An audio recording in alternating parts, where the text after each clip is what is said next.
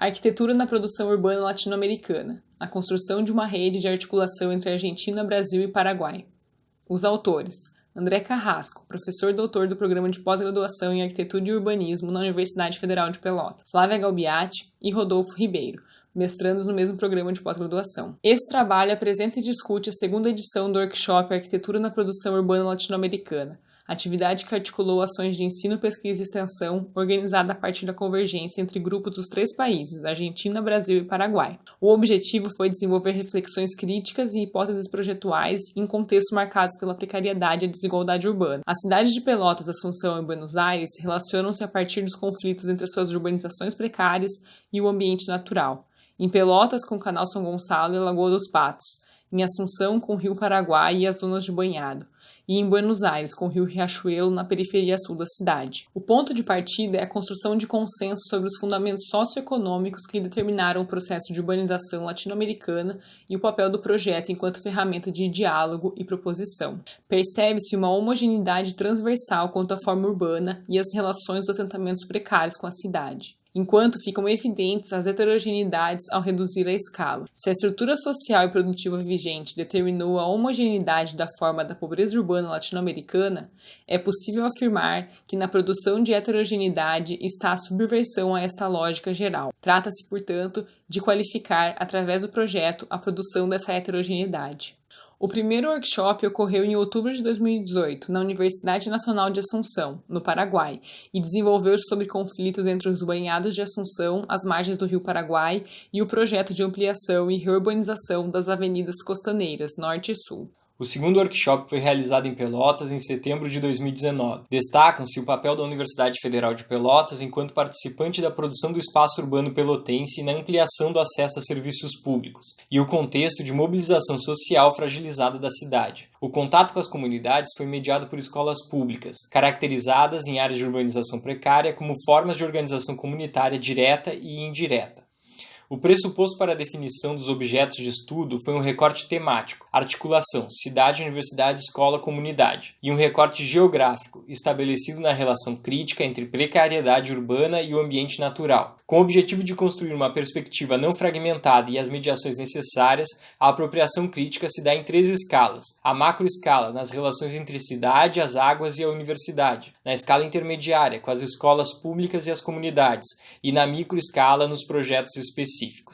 Inicia-se com a apresentação e familiarização do contexto e construção de consensos. Em seguida, o reconhecimento das problemáticas urbanas nas 3 áreas trabalhadas: bairro Navegantes, loteamento produzido pelo poder público próximo ao centro da cidade, às margens do Canal São Gonçalo; bairro Laranjal, zona de balneário, junto à Lagoa dos Patos, e a colônia de pescadores Z3, localizada às margens da Lagoa dos Patos, fora do perímetro urbano. Em cada área, moradores e comunidade escolar mediaram o contato. O levantamento subsidiou a construção de programas sociais de intervenção, que, segundo Mansueto, é uma síntese entre o saber popular e o saber técnico, buscando a consolidação de hipóteses para o enfrentamento dos conflitos observados. Assim, dividem-se em grupos para a elaboração do programa e o desenvolvimento dos projetos. O encerramento ocorre com um espaço de apresentação e discussão sobre o processo e os resultados alcançados. As reflexões e produção projetual alcançaram as 3 escalas propostas nas 3 regiões trabalhadas. No bairro Navegantes, o projeto teve como ponto de referência a escola, localizada em um quarteirão de equipamentos públicos. É construído um programa social de intervenção, buscando produzir relações espaciais e sociais que pudessem contribuir para o fortalecimento da identidade do bairro, a partir de estratégias coletivas de ação, participação e gestão. No bairro do Laranjal, as demandas foram relacionadas à qualificação do entorno imediato da escola, e a construção do programa propôs espaços de encontro, recreação e refúgio, destacando o caráter articulador da mobilidade e acesso à região. Na colônia de pescadores Z3, o programa buscou incorporar as dimensões produtiva, qualificando a atividade de pesca artesanal, ambiental, soluções para drenagem, esgotos e manejo de resíduos,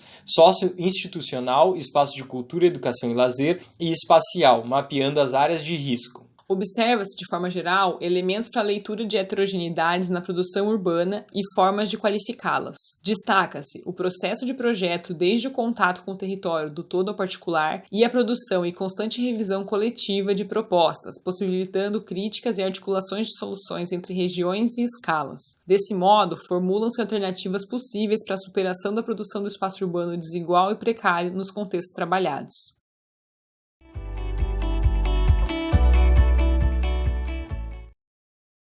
Meu nome é Fabiane Savino e atualmente desenvolvo minha pesquisa de mestrado pela Faculdade de Arquitetura e Urbanismo da Universidade de São Paulo. O trabalho que vou apresentar, intitulado Terceiro Mundo na revista Spazio Società, Lugar da América Latina, é um desdobramento dessa pesquisa.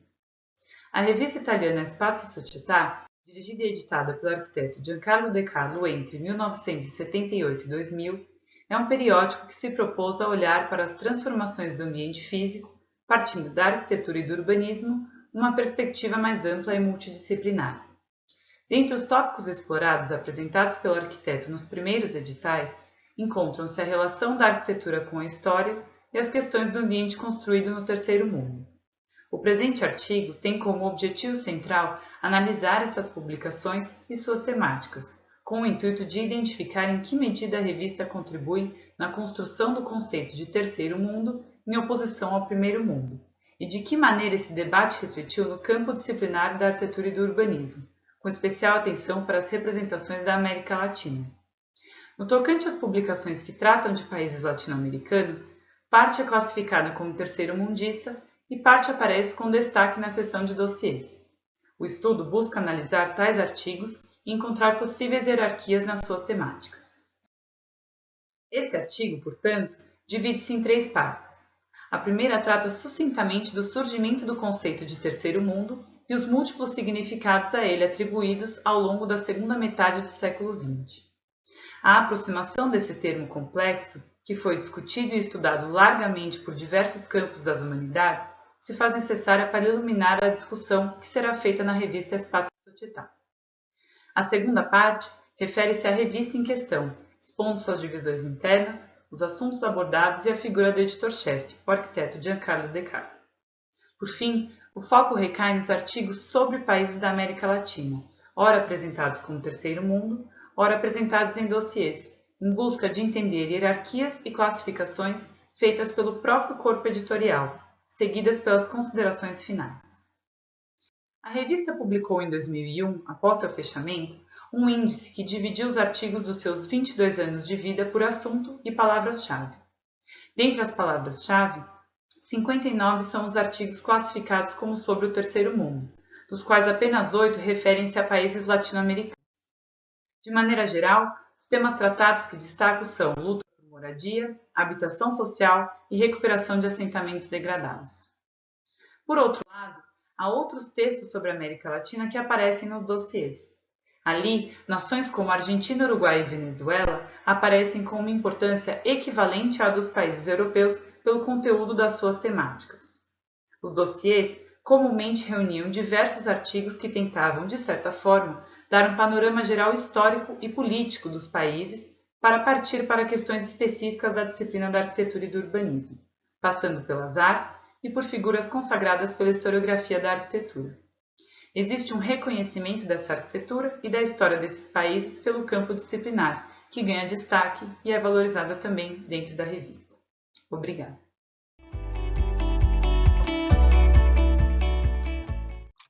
Eu sou a professora Selma Chaves, da Universidade Federal do Pará, da Faculdade de Arquitetura e Urbanismo, e vou apresentar um artigo intitulado Diálogos Pertinentes em Cidades Latino-Americanas, o ideal modernizador nos casos de Belém e Santa Fé, de minha autoria e do professor Luiz Miller, da Universidade Nacional do Litoral, da Faculdade de Arquitetura, Urbanismo e Desenho.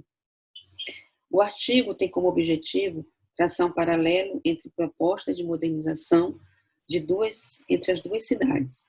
Aborda-se o período que se inicia na década de 1930 e se estende à década de 1960, e que foi caracterizado por aproximação de políticas de Estado à modernização urbana e arquitetônica. Compreende-se que esses processos, tão importantes quanto repletos de contradições, de ações progressistas, mas também impulsionados por setores conservadores da política e da sociedade local. O artigo percorre esses episódios na intenção de estabelecer, a modo de aproximações comparadas, diálogos entre os dois casos de estudo, entendendo os diversos matizes que compõem as cidades e arquiteturas latino-americanas do Sul, bem como a heterogeneidade das cidades da Amazônia brasileira e da arquitetura da Amazônia brasileira, o que faz deste trabalho um caminho indispensável para o conhecimento das experiências de modernização em regiões tão díspares do continente sul-americano. Na Argentina, esse período corresponde à criação de numerosos edifícios, de numerosos escritórios técnicos nos organismos de Estado, com a incorporação ascendente dos arquitetos profissionais, engenheiros e outras disciplinas que conformam quadros técnicos especializados. Na Amazônia brasileira, e especificamente na cidade de Belém, esse período caracteriza-se inicialmente por uma série de ações pontuais, ainda derivadas das políticas de modernização dos primeiros governos após a instauração da Era Vargas. E durante a Segunda Guerra Mundial, investimentos nacionais e estadunidenses alteram pontualmente a paisagem da cidade. No caso de Santa Fé, as inúmeras realizações não responderam somente a um certo programa de elaboração de planos coerentes e sistemáticos. Supunham ações articuladas, não tanto para uma classificação prévia da administração, mas para a somatória de impulsos pragmáticos que tornaram possíveis resultados concretos e também asseguraram um alto grau de visibilidade do construído. O mesmo pode se apontar no caso de Belém, embora em escala bastante reduzida, de intervenções, sejam elas arquitetônicas ou urbanas, pelo abalo que a economia local experimenta após a crise da borracha depois de 1912. A arquitetura da modernidade e as obras de modernização urbana, em um e outro caso, foram chamadas a cobrir as necessidades de representação e legitimação da obra de governos em uma relação contingente em que tanto a política como a arquitetura e a cidade obtiveram mútuo benefício. Em Belém, apesar da divulgação de discursos veementes em prol de uma cidade moderna, foram escassos os episódios de uma arquitetura moderna pública vinculada aos interesses sociais. Em Santa Fé, não apenas a maioria dos edifícios públicos foram construídos dentro das tendências modernas, mas também foram usados como veículo para a instalação de certos valores no imaginário social. Em ambos casos, em geografias tão distintas como a Amazônia brasileira e na região dos Pampas, na Argentina, o discurso modernizador foi crucial para consubstanciar ações políticas e fomentar um campo profissional. Contudo, destacam-se em cada caso as diferenças em que essas ações se estabeleceram por razões econômicas, ideológicas, de disponibilidade de recursos materiais, mão de obra, de formação profissional, o que derivou também diferenças no conjunto das obras estatais produzidas, relacionadas ao volume de edifícios construídos e sua expansão além dos muros das capitais, conformando histórias singulares e, ao mesmo tempo, aproximadas, quanto às questões mais gerais do que se define como modernização em cidades da América Latina. Muito obrigada.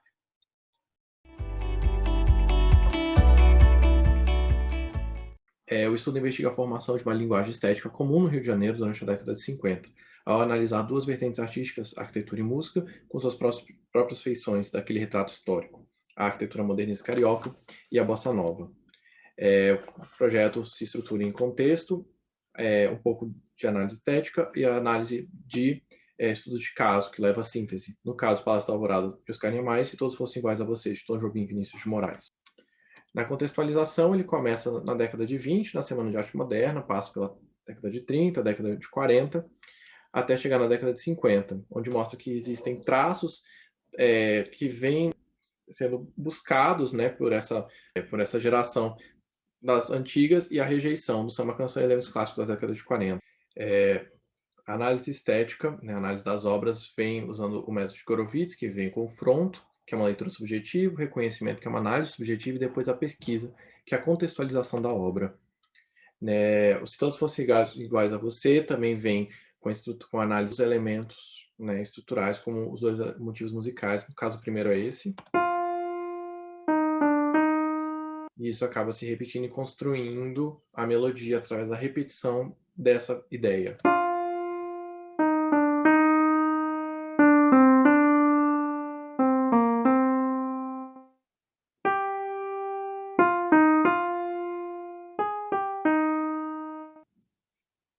No caso do Palácio da Alvorada, as colunas são gênese conceitual do palácio, né? Eles são o elemento regulador do equilíbrio total do espaço e da composição, né? Você vai ver vários estudos mostrando também em outras escalas como a coluna foi utilizada como referência para o desenvolvimento do compositivo do Palácio da Alvorada, as relações com os arquétipos tipológicos coloniais, né? E a conclusão é que realmente existe, né? Tanto Tom Jobim quanto Niemeyer trabalham com a síntese de eras. Eles buscam leveza no trabalho. Niemeyer através de elementos estruturais com conexões, né? Encontros muito delicados e leves. Tom Jobim com equilíbrio, né? O uso muito econômico de notas, um canto muito natural. O uso de poucos módulos de caráter muito puro, repetidos várias vezes, que traz a unidade à obra. A beleza vinda da curva, então você tem, né, o paraboloide hiperbólico na arquitetura, o cromatismo na harmonia musical, e a esperança como denominador comum em ambas as obras, que possui até no próprio título delas. Ou seja, acaba sendo comprovada a existência de um Kansfolo em Carioca, em meados de 50.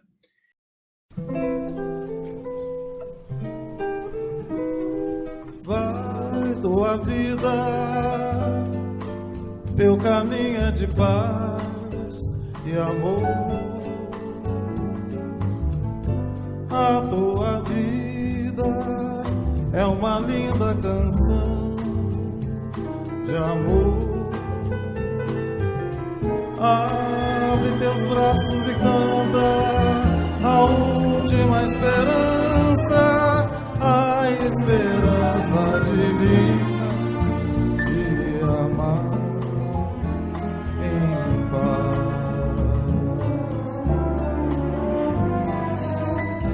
Se todos fossem iguais a você, que maravilha viver uma canção pelo ar, uma mulher a cantar, uma cidade a cantar, a sorrir, a cantar, a pedir a beleza de amar. Como o sol, como a flor, como a luz. Amar sem mentir, nem sofrer.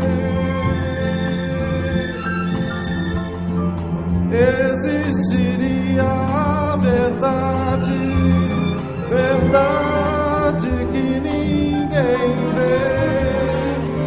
Se todos fossem no mundo iguais a você.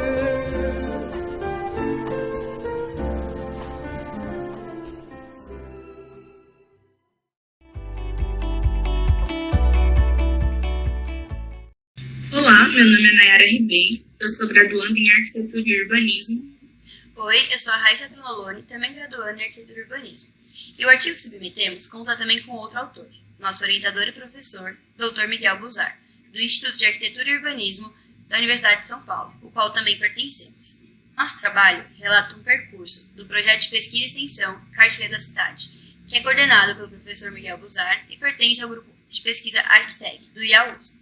O objetivo central do projeto é discutir e revelar a cidade, seu funcionamento e seus serviços, prioritariamente aos alunos de escolas públicas, mas também a alunos de arquitetura e urbanismo e para a população em geral. A cidade, apesar de ser o local onde as pessoas vivem e experienciam cotidianamente, não é completamente conhecida pela grande maioria dos cidadãos. Essa compreensão a respeito da sua produção, gestão e infraestrutura é uma exclusividade do conhecimento erudito que não é compartilhado pelo conjunto de moradores. Nesse sentido, o projeto busca, através de práticas interativas, transmitir esse conhecimento relativo às cidades para que crianças e jovens, principalmente, construam as habilidades necessárias para discuti-las, contribuindo assim para a formação cidadã.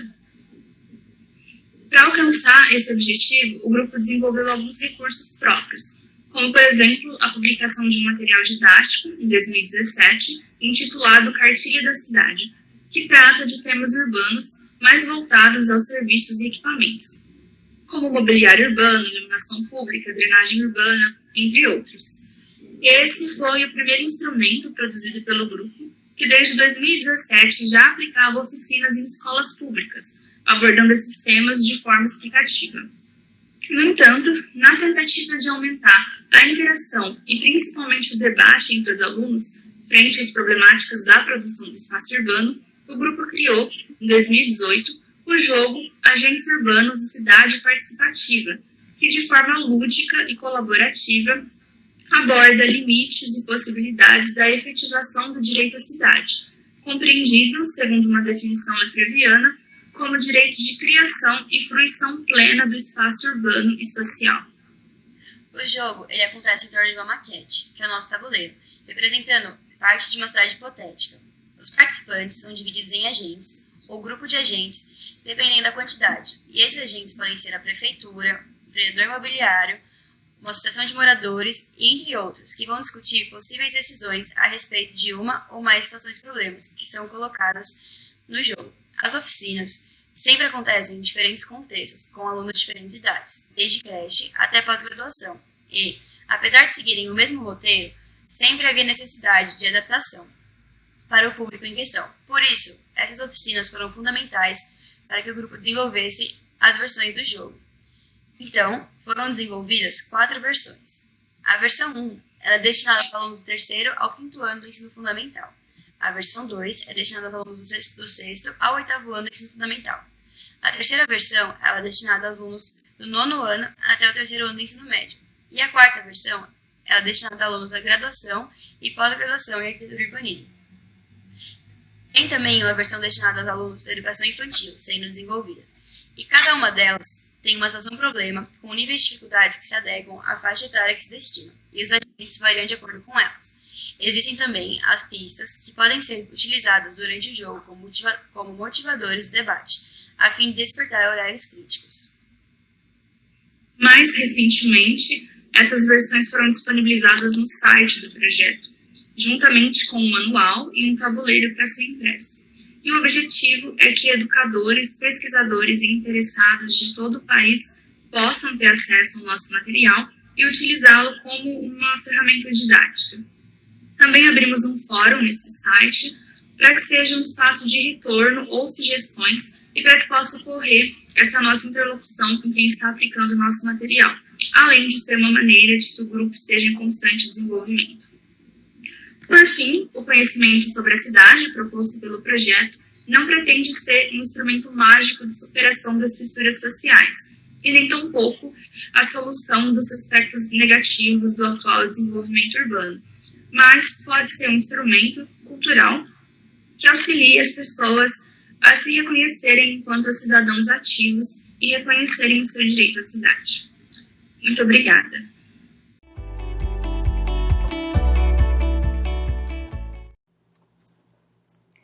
Muito prazer. Meu nome é Rayana Gama Ribeiro, sou mestre em arquitetura pela FAU-FRJ. Esse artigo é uma pequena parte da minha dissertação que desenvolvi sob orientação da Cristiane Duarte, sob o título Grafite, transformando paisagens, criando lugares e contagiando pessoas.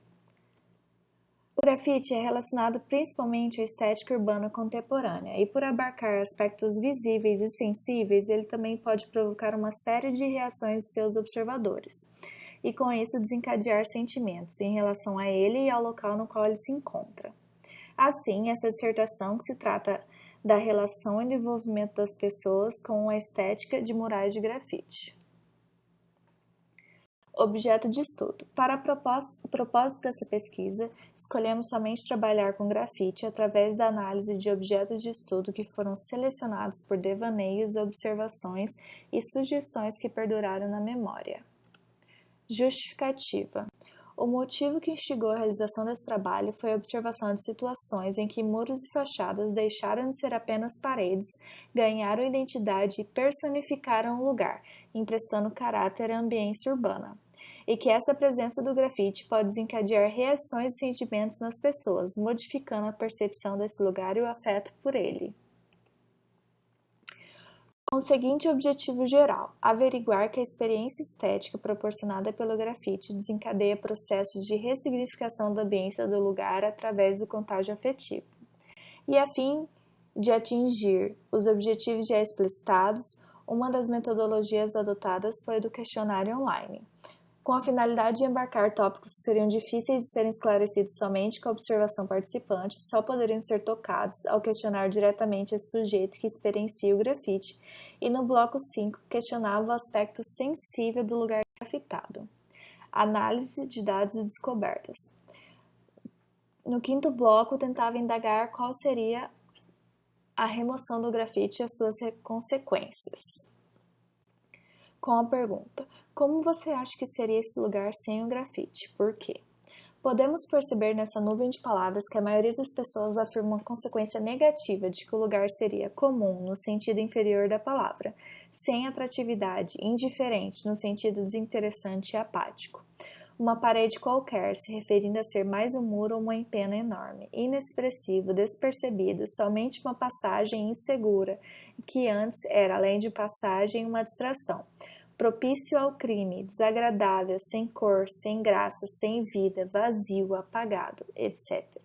Todos relacionados em como o grafite proporciona vivacidade, alegria, diversidade e às vezes uma sensação de segurança a esse lugar em questão. Essas respostas demonstram que, de certa forma, as pessoas reconhecem que o grafite confere caráter ao lugar. A seguinte pergunta indagava: você conhece algum lugar em que foi feita uma intervenção de grafite e isso alterou a ambiência daquele local?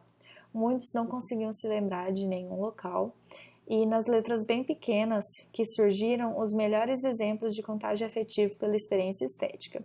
Trechos como: fez-o sentir que o lugar tinha vida, deu identidade ao lugar, ficou mais atrativo para a passagem e habitação, cativou a minha atenção, fez olhar o entorno com mais calma, deu identidade ao lugar, atraiu vitalidade ao lugar, é um respiro na cidade cinza, fez o lugar parecer mais acolhedor, deu uma sensação de lugar habitado, deu um novo significado àquele lugar, e fez-o me sentir alegre, iluminado e positivo. Considerações finais. Em conjunto, todas as nossas análises conseguiram identificar e apresentar que há sim um contágio afetivo em relação ao grafite, e que este, ao modificar o lugar, também altera o envolvimento dos seus usuários em relação a ele. A passagem deixa de ser apenas uma passagem e que o túnel, o muro e a fachada deixam de ser apenas isso, e ganham outra função. Esse aspecto também foi abordado no capítulo de Fundamentação Teórica, no qual Ramos afirma que através do grafite o espaço visual se modifica e ganha outra dimensão. Isso desencadeia um engajamento deixando de ser indiferente e blasé, tornando algo memorável. E que, segundo Ostrover, mesmo que um instante de interação, por mais fugaz que seja, já é o suficiente para perceber, interpretar e com isso contagiar. Por fim, compreendemos que o que consideramos como contágio afetivo desencadeado pelo grafite é uma forma de experiência estética, sendo uma consequência do processo de ressignificação da ambiência urbana. Assim, através da presença do grafite, é possível sentir o sentimento que ele transmite, compreendê-lo, ressoná-lo e participar dessa emoção. E como resultado, essa experiência é guardada na memória, tornando algo efêmero como o grafite menos fugaz. Obrigada.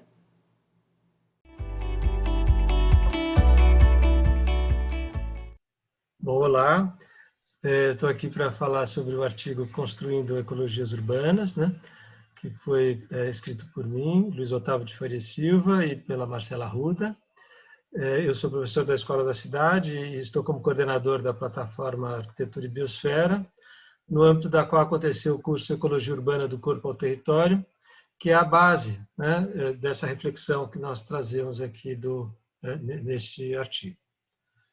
Bom, sou também colaboradora da plataforma Arquitetura e Biosfera e fui, junto com o Luiz Otávio, a Fernanda Ravagnoli e a Andressa Capriglione, coordenadora também do curso, que buscou trazer uma perspectiva da regeneração para o olhar da cultura urbana. Algumas perguntas que estiveram na base, né, da organização desse curso e depois recuperadas para a confecção desse artigo, né, estão nessa chave, né, dessas perguntas aqui colocadas. Então, como recompor de forma ecológica as dinâmicas existentes nas estruturas urbanas?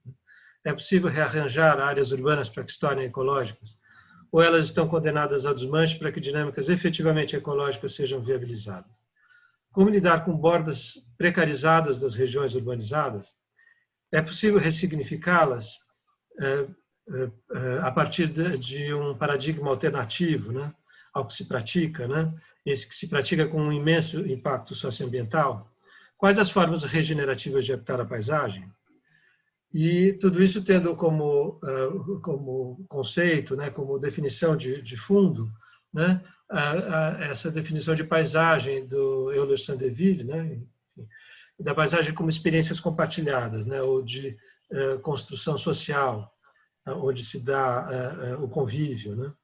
E aí, para compreender essas perspectivas, né, a gente tinha essa área no noroeste da cidade de São Paulo, né, do município, enfim, que é a região de Peru-Jaraguá, né, que é um TICP, Território de Interesse da Cultura e Paisagem, o TICP sendo um instrumento, né, do plano diretor. Então, a partir do recorte do TICP, foram escolhidos 4 lugares que têm aí dinâmicas específicas e que mostram uma diversidade de escalas a partir desse olhar da paisagem. Então, a aldeia Tecoitacupé foi um espaço que, então, trouxe um olhar para o corpo, né, para a relação do corpo, da cosmologia e da importância do movimento, dos fluxos energéticos dentro do corpo e na sua relação com fora. O assentamento Irmã Alberta, que trouxe uma reflexão acerca do ecossistema e dos ciclos naturais, enfim, do cuidado com a diversidade do ambiente. O Quilombo Sambaqui, que trouxe um olhar para as dinâmicas culturais, manifestações populares, como o jongo. E, por fim, as ocupações Canhoba, Quilombaque e Casa do Hip Hop, que trouxeram uma discussão sobre a disputa do território. Então, aqui você pode ver uma imagem do Xondaro, que é uma prática indígena que traz, né, essa questão da relação, da brincadeira e da importância do movimento do corpo, né, para relação com o meio em que se habita. O assentamento Irmã Alberta, então, foi estudado a prática da agroecologia e a relação com todo o cuidado do meio ambiente, ao mesmo tempo a intrínseca relação com o alimento, né? O que alimenta o corpo. Por fim, o Quilombo Sambaqui e a prática do jongo, como essa prática coletiva de relação, e uma imagem da ocupação Canhoba, trazendo justamente a importância dessa mobilização social para uma articulação e disputa de um território, né, de criação da identidade desse território. E esse curso e todas essas reflexões só foram possíveis graças ao compartilhamento de todos esses educadores populares da região e convidados que compartilharam os seus saberes e fazeres para que, então, pudéssemos chegar a essa noção de uma ecologia urbana. E aí, então... Queríamos, no fundo, fazer uma homenagem final para o José Soró, né? Que foi um organizador do curso que não pôde participar, não teve a sua participação possível porque faleceu um pouco antes disso. Sim.